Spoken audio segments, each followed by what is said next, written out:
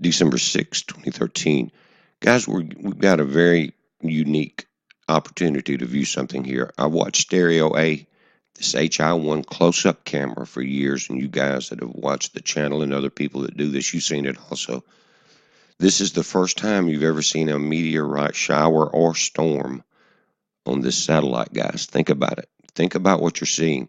How many times has the Earth gone through a meteor shower? We're going through two now as we speak, the Geminids and the future Pisces. Okay, I showed you that on the other video with Phantom and the other comet, guys. You've never seen it. Never. Now, that's telling you how large those objects are. Now here, just kind of follow with me. I've exaggerated this motion, but notice Earth and the green dot at the bottom. Ison is coming out crossing with that red arrow.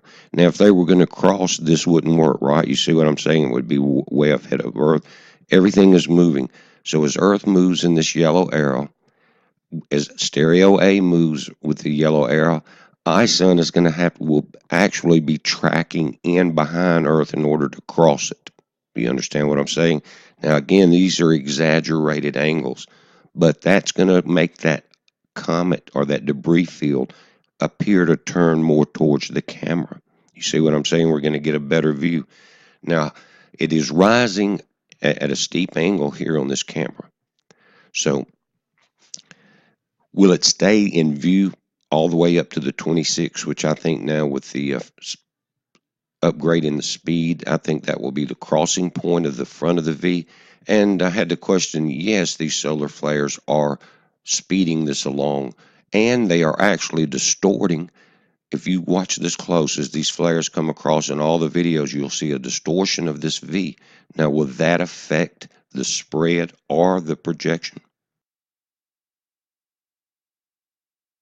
That have done this for a long time, think about on this particular camera. Have you ever seen a meteor shower? Have you ever seen the Geminis, the Perseids? No. Now, again, this camera, this satellite could be tilted to keep this in view as it passed over Earth and to see how wide that debris trail is. But NASA is trying to write this thing off. We know they can move it. They do it with SDO, right? And what other camera? I mean, why not? If they're going to go to all that trouble to not to be able to see anything, they should do this. Now, I'm going to go through the color temperatures here, and we're still getting that brightest point on the very tip of Ison. Now, could there be just enough charge left in the main parent body to still be producing some CN2? Now, again, you can look at this and you can almost see that turn. As I'm saying, this camera's advancing, Earth is advancing. Ison could not continue in that straight line, that it appears to be a straight line.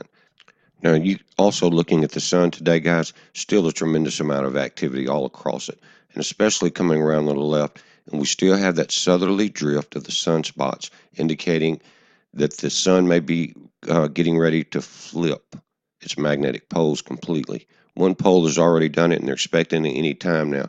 Now, guys, pause this if you want to. I think Carl Batten's listened to the Paul Begley show yesterday, because some of it's almost verbatim. He's kind of turned around now and listening, saying that there could be some fragments in the disintegrated nucleus. Then he has to go back to the old school, saying that without getting technical, Lyman alpha is a consequence of sunlight interacting with hydrogen. He's talking about you can't see it anymore. Well, Carl, it wasn't hydrogen, it was CN2, it was green. And he says, and that's why it has low levels of hydrogen and hence ice after a 5,000 degree perihelion path. Guys, he's also saying that it could probably broken up, but he needs to verify at the bottom, and that Hubble will be looking at it in December. Whether we get to see it or not, I don't know. So heads up, be safe.